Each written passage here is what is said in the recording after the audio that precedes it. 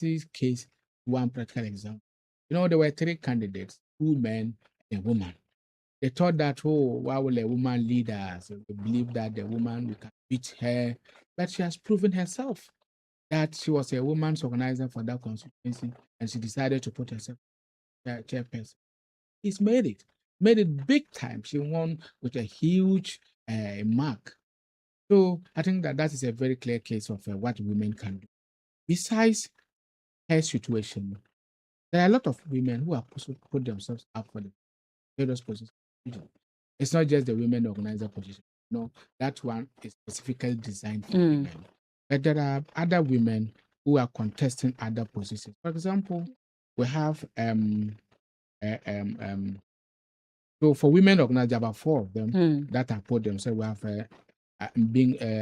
Evelyn, we have Ophelia, we have Akawira Margaret, and we have Asaba Fatima. These are very strong women. They've been women organizers in their constituencies before, and they have proven they have a track record that we believe that is good, that if given the opportunity, they will be able to harness the resources and the human resource base to be able to support our party. If you go to look for the position of first vice chairperson, there are two women there who want to wrestle power from a low ranger woman, a man. We have Georgina Ayamba. Georgina is the outgoing regional woman. And they have decided to elevate herself. Now wants to become first vice chairperson for them. So that's a woman coming with a wide range of experience. Is coming with wide range of knowledge, having served as regional women organizer before. And we also have Janet Asumda. Janet Asumda was also a constituency women organizer for Congo. She has gone through a decade of experience leading the party in that constituency. It also comes on board with some amount of experience. So they are contesting with the current first regional vice chairman, Azeka Sige. So you can see that women are not letting anything to nothing. Yeah. They want to say that men, it's time for you to give way to lead the women. And I support women candidates because I believe that women have what it takes to be able to turn things around than we the men. We talk more, we are unable to implement more. But the woman will promise and will deliver. So I believe in any woman who puts herself up into contest. So it's not as if we are not doing enough to encourage women participation. We know when it comes to parliamentary elections, we have always given a leverage to women that if you're a woman and you are contesting to become a parliamentary candidate, 50% wave. And we have always done that. Women, youth, and then persons with this. When this very contest, they're different because we are building the party structures, not about representing a party together with other political. So I believe in the power of a woman, just like I believe in you, a woman.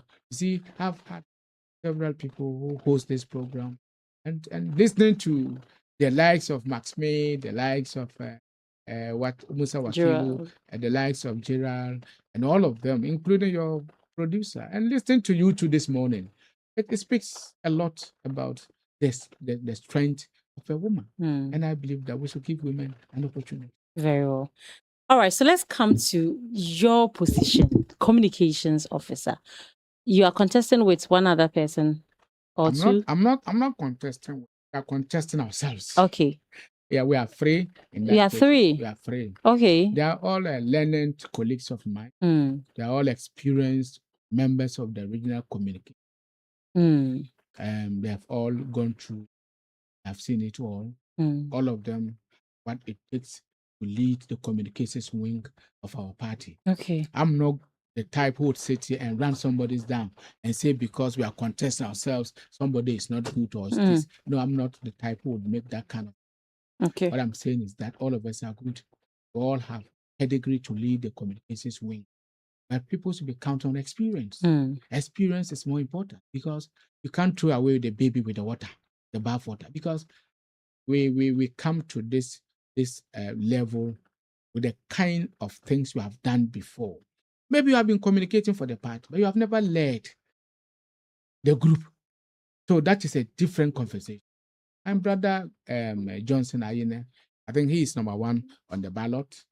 He's a very fine communicator. He's been in this game for some time now. He communicates well, an ardent communicator, and he's a fine guy. But I think my experience will beat him. My colleague, Dr. Samuel Akonka, he too is a member of the regional communications team. He's been around for some time now. He communicates quite well. All of them are doing well in their own spheres. But I believe that the time now is to sustain and accelerate. That's the time now. It's not time to test. It's not time to begin to see, well, give me the opportunity that I'll also go and then try and see. Because election 2028 is going to be a different ball game. Experience is going to count a lot. So, three of us, Johnson is number one, Dr. Samuel is number two, I'm number three. Stand for the Holy Spirit, God the Father, the Son, the Holy Spirit, the Holy Trinity. And I'm a Catholic and I believe in the Holy Trinity. And I believe that this is an opportunity for me to triumph, for me to further exhibit or demonstrate the experience I've gathered over the years. And I've occupied various positions. The last time in 2022, I came closer to becoming the regional organizer. I lost by about 28 votes. And I lost to Charles, who contested the other time, where I didn't contest. And he came, we're three, and I was second. I lost by just 28. So I come to this position with that kind of being a constituency chairman for 8 years, 8 solid years in opposition, and running the affairs of Bongo constituency. That is a huge, monumental experience I've been on. I've been a district chief executive for 4 years, running the whole constituency, the whole district, being the chairman of DISEC, taking major fundamental decisions for the good people of Bongo. That experience cannot be put to test.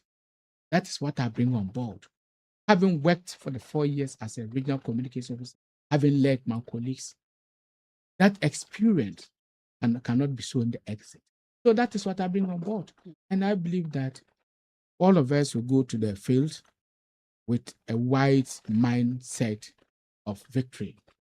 But for me, whoever wins, I'm not disturbed. I'm going to offer my support to the for party. whoever wins the elections. But I'm a very strong believer in Christ, and I believe that I'm the one who will win. Okay. There's no doubt about that. I wish we could go on and on. Unfortunately, this is where time would allow us, because we have another interview coming. But just in a minute, generally, what type of mindset should people go into this election with? People should go into election with the report of Professor Michael Quay committee behind them. Now, when we lost the elections in 2020, the party set up a committee. Michael Quay's report has indicated to us the reasons why we lost. So let's see, what can we do to avert those reasons? One of those reasons that is not far-fetched, voter fatigue, and then disappointment by party government. Those were some of the reasons that the committee came out with. So as we go into this election, let's look for people who are dedicated to service. Let's look for people who are ready to offer sacrificial job. Because this job, nobody's being paid for being a party executive, not even the ruling party. Nobody's being paid. It's all about sacrifice. So let's look for people who have the stability, people who have the time, who have the experience, people who are ready to sacrifice, even financial resources, people who are ready to sacrifice, be able to make the party win. Let's look for those people. And those are the qualities I look forward to working with. Very well. So Peter Imbisa is the current communications officer for the New Patriotic Party in the Upper East region. And has done his part. Okay. And he's exiting. He's not going for re-election. I want to salute him this morning. He's done very well. Despite the fact that we don't have a single seat in this, that's kept the fire burning for this. Very well. To everyone. All right. And I'm back for good. Okay. I can expect my voice every Thursday. Yeah. Except tomorrow, Thursday. All right. So you're still live on A1 Radio 101.1 FM. Please stay. There's another interview coming up, and you will not want to miss out on it. If your man a team leader, can't try. Don't you joke with a team leader. Yes, all I am, Luna. Mr. Pabone. Don't you joke with a team leader. We know Sanka song, man. Ya need it, man. Usaka song, man. Never say him. Usaka song, man. Never learn, never. My man is my man. Sin madam nera bi. Bazin mambo, lang mambo. Mam dile nera. Bini mankili me. Leyala. Bini mankili me. Leyala. Ndana na ine mankili me. Leyala. Nduma na ine mankili me. Leyala. Ya boshela, ya nini ya. Bapoti man live ki golko, makalive ki golko. Man live ki yama, makalive ki yama. Mbondu wa madana sala, bima no wa mindana sala. Sabali foniko, bimeta ya, sebang mila kolkono. Mi dada motos, ati milan midla kolko, kaya wala baskil patura mada. Sanena mama sanole nerva, tila tulkrensina. Ya yele peri surbo, tila lampa me gila wona mama. Sanena manto sadila ba, tila wona zina. Ya yel bir subu tla lampa la urma kelime leyla bini man kelime leyla jana na ina kelime leyla duma na ina man kelime leyla I am in tears of my situation that I am in tears of my situation, Mama, I am in tears of my situation. Yeah, all the gods set under you, all the demons set under you. Father, up in the way, Father, up in the way, up in the way. Cause I got so many, never learn.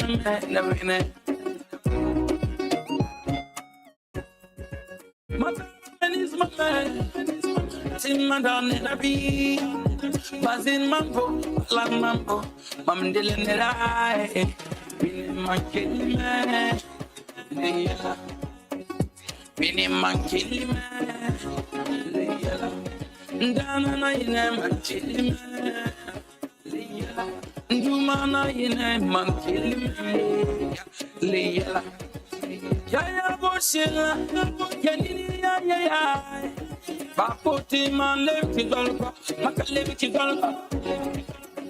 Man live ki yama. All right, you're still live on A1 Radio 101.1 FM. And this morning we've had a number of conversations. But the one that is coming up is one that you should stay tuned in to listen to because apart from what they are coming to talk about, we have in studio a number of doctors and a professor that would be talking to us. And of course, when knowledge is talking, there's a thing or two that you can take away from the conversation. Dr. Rita, good to see you. You dodged me, and you see how God and faith works. It brought you right into my studios. You're welcome. Nice seeing you. Yes. So this morning we have Dr. Rita S. Salifu. And also Professor James Abugri, Dr. Abdulrazak Duat, and Dot. Not dot. Dot. Okay, Dot. And Mr. Abdul Majid Yusuf. Doc, I would just want you to tell us, because to have all these people come from CK Utah's. Hey, why do I keep saying CK Tadam? From Utah's, there has certainly to be a reason, and I'm very happy that you are here. So you are going to do majority of the talking for me. I would rather join them in the discussion. What brought you here this morning? Good morning, Hajia and the team here and all our listeners. Mm. We are very happy to be here. Okay. And we are from the University of Technology. Nice. We are here on a very simple mission. We are health personnel, health trained. There is a health condition we are creating awareness called transplanting amyloidosis. And the principal investigator for a project trying to create a community for us to be able to early detect this condition, able to use and treat it correctly. We have observed through literature, we are book people, that there are gaps in that area. So we're able to get support to go around. We're doing that both in the region. We are here to also share what it's for you to know, because sometimes it may not be you, it may be a family member, it may be a parent, it may be a neighbor. Just draw their attention that check this one too. So why we are here to discuss transplanting amyloidosis, simply called ATTR amyloidosis. Amyloidosis. Yes. This is my first time of hearing of it, and I'm happy to hear about it and maybe learn more. Yeah. So I can also create the awareness and share the knowledge I'll be acquiring this morning. And so, listeners, like I said, I mean, just listening to her introduction alone tells you that this is a conversation worth listening to. What exactly is amyloidosis? Thank you very much. And you are Dr. Abdulrazak Dot. Abdulrazak Dot, okay. Yes. So, transthyretin amyloidosis, misfolding, comes about because the protein in our body is supposed to come in a functional 3-dimensional shape. When the protein fails, if this 3-dimension, when it fails, misfold tissues, organs. Again, what the protein does is that it transports oxygen. Again, it helps in chemical reaction in the body. It also supports body structures. That's what the protein does. So when it fails to achieve this 3-dimensional shape, it misfolds organs, and any part. So that is transthyretin amyloidosis. And one of the organs oftentimes attacks is the, and as we all know it, what the heart take the oxygenated blood from the body, from the atrium to the ventricle, left from the right atrium to the right ventricle, then to the aorta for oxygenation, then from the aorta back to the left atrium, then from the left atrium to the left ventricle, back to the aorta into circulation. So that is what the heart does. So once transthyretin sets in, or it misfolds, the heart is unable to function effectively well, therefore pumping blood into circulation. And once that occurs, we have something we call multi-system disorder. It affects more than one system. So it can affect the heart, can affect the nervous system, the gastrointestinal system, musculoskeletal system, the renal system, and all other. So let's assume it affects cardiac system. What is that is that the heart. What you will note, what will tell you that the client is suffering from heart failure is that one, you will realize that there will be syncope. So syncope basically means fainting. And this fainting is just for a short period. Clients able to come back. Or again, the client can suffer pre-syncope. And with the pre-syncope, that is, the client feels like fainting, yet not fainting. That's all pre. And again, apart from these ones, there are other things that the client can also suffer. So mostly, we do something we call ECG to detect whether the client is when ECG, you realize that the client has arterial fibrillation. With the arterial fibrillation, what actually happens? The upper chamber of the heart, there will be quivering or violent jerking.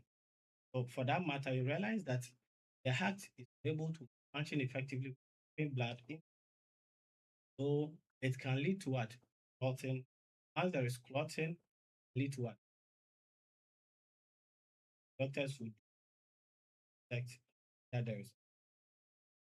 Once they do, and it conforms with the other signs and symptoms, they're able to tell that the ATTR. Then again, it can affect the nervous system. That is the brain, the spinal cord, and the nerves. So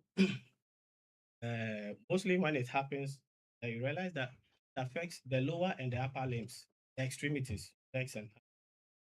So mostly when it affects, that's what you realize is that the client would have numbness in the affected part, itchiness, pain, and the client is unable to use that affected part. And again, there can be musculoskeletal symptoms. So one of the things you realize is that there is something called bilateral carpal tunnel. The bilateral carpal tunnel syndrome, for instance, there is a nerve, a medial nerve in the wrist. There is pressure mounted on it. Once pressure is brought to bear on the medial nerve, you realize that you feel that tingling sensation, as I said, numbness, itchiness, pain. So when you hear bilateral carpal tunnel syndrome, basically means what? Pressure on what? The medial nerve at affecting what? The hands and what? Again, there can be renal effect. So if I should come closer, all right, thank you.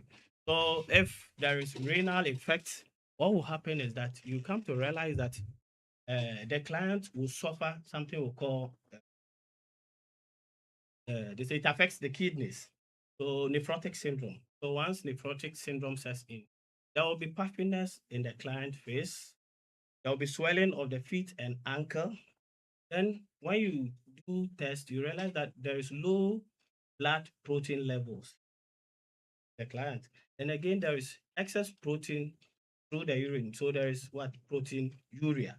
So when the client voids, there's a lot of protein, remnants of protein in urine. So when you observe all these things, you're able to tell that this is what the client is suffering. And again, ATTR amyloidosis, we have the genetic, and we also have the age-related one. So with the age-related one, mostly it affects more of males from age 65 upwards.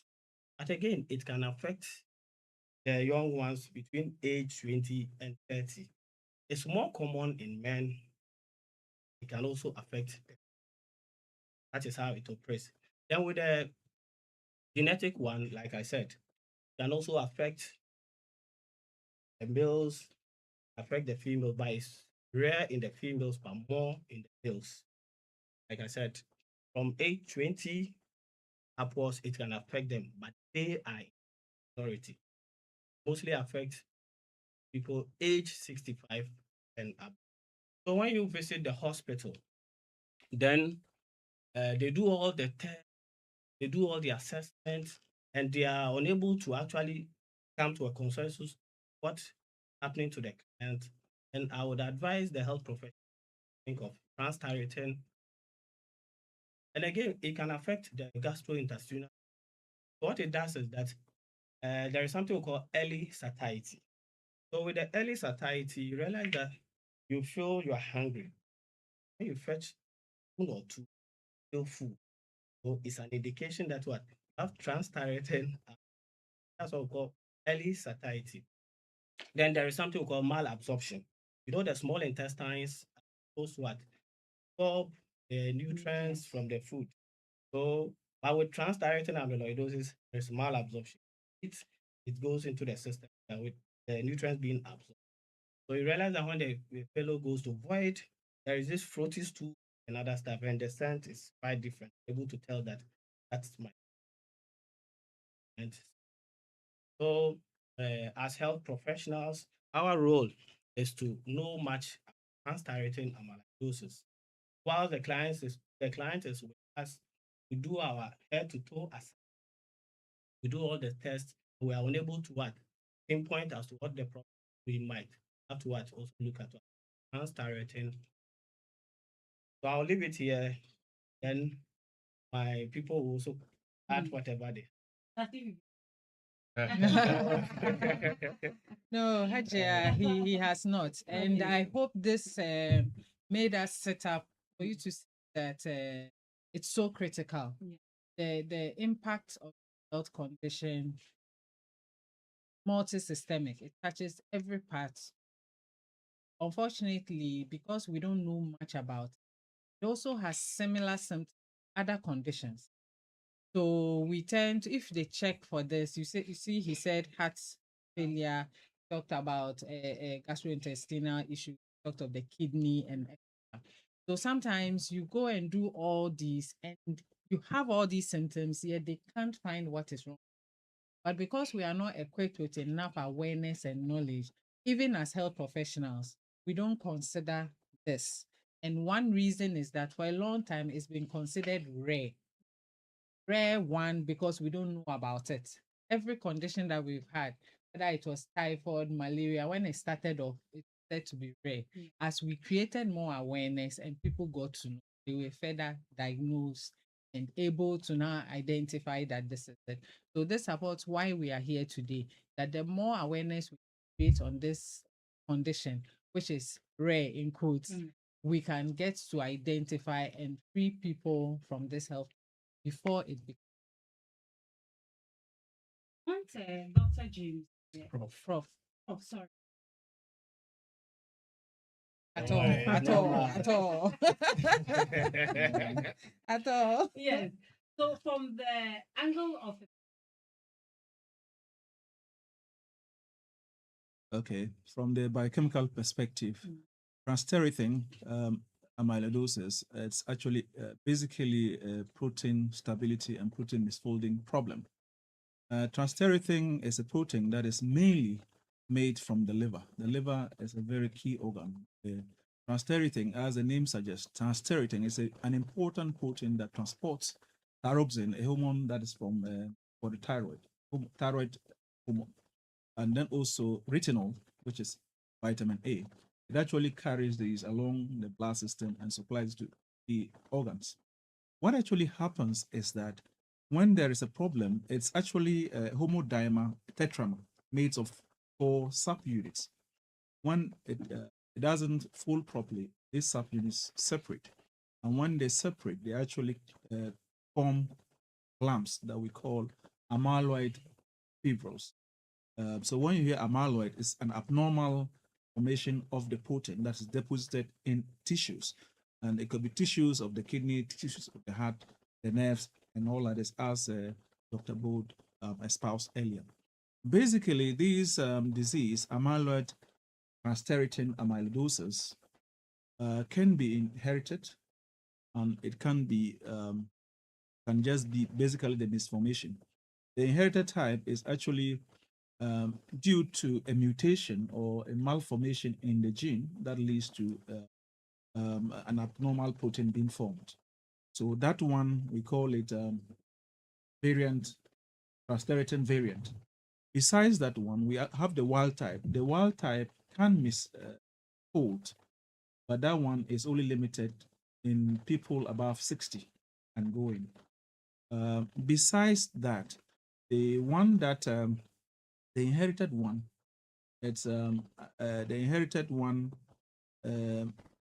follows through families. You might have had it.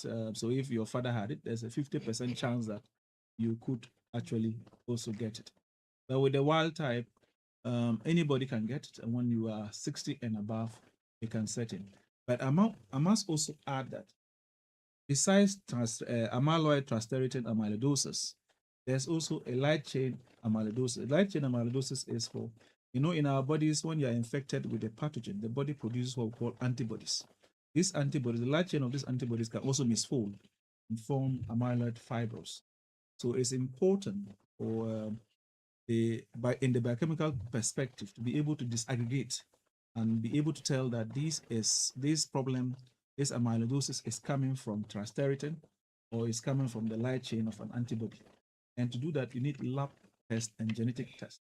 The lab test and genetic further test will be able to tell and clarify whether it is coming from transthyretin malformation, the genetic form, or the wild type misfolding, or just from amyloid fibrils formed from the misfolding of the light chain of the antibodies in the system. That is very important because that would inform the line of treatment. And I must say that transthyretin amyloidosis is a multi-system disease, as they indicated earlier. The symptoms that you see cannot conclusively tell you that it's amyloid, amyloid transthyretin amyloidosis. You need further investigations in the lab. In our jurisdiction, what you could do is a urine test and then also the genetic test that can tell you whether it is a genetic one, or you do imaging, see which protein is it. Is it from the light chain of antibodies or from transthyretin malformation that has led to the aggregation of clumps, amyloid fibrils that are deposited in tissue, and therefore impair the various tissue functions.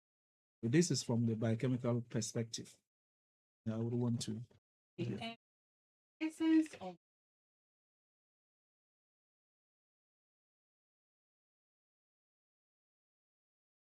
a lot of confusion comes. I want to make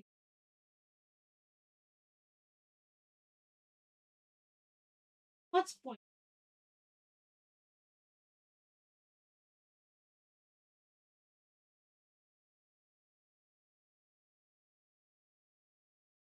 I am happy.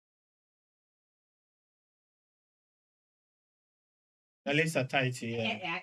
More You and we I'm eat and you are satisfied. satisfied. I feel like fainting and I end up not fainting. Fainting, yeah.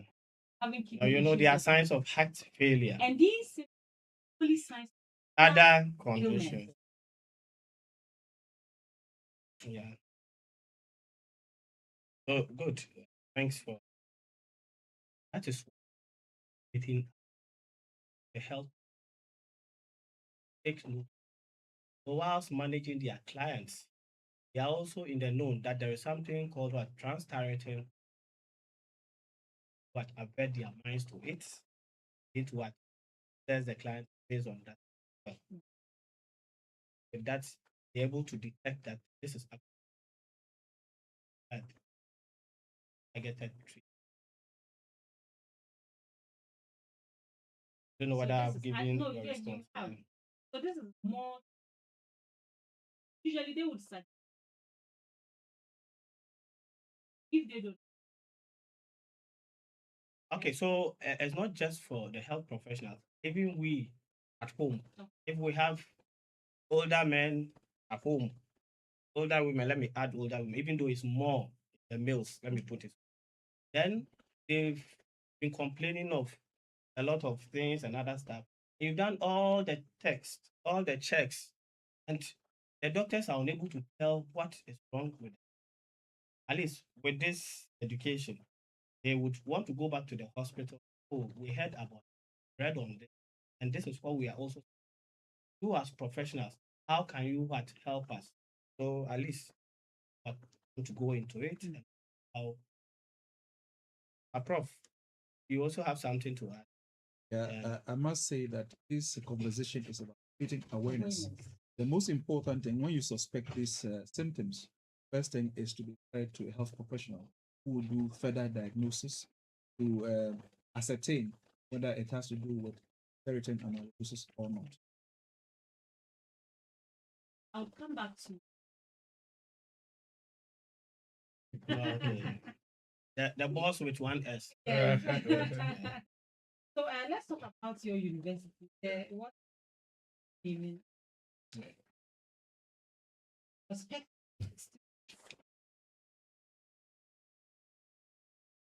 I changed. Thank you very much. Good morning, listener. Yeah, so we have taken journey life outdoor. Once upon a time, we're campus of the University Development Studies,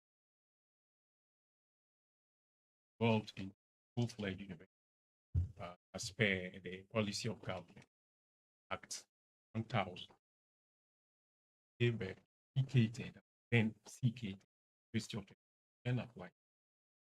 So most recently, 2020, 2020, government notice renamed the now University of Technology and no longer UDS Navrongo campus, either are we CKT and apply. Yeah, University of Technology and apply computers. So as the name suggests, are in technology. So we have a number of programs, especially dealing technological need, train people, come out, data scientists, engineers, name it, have the of sciences. Public health. Definitely one is school mentioned. So we have the School of Public, the School of Chemical and Medical Science, Agric, Medicine and Need. A host other school, of course, many more in the offering. What it tells you is really in the caliber of graduates and even professionals, liver quality country was the focus attachment area.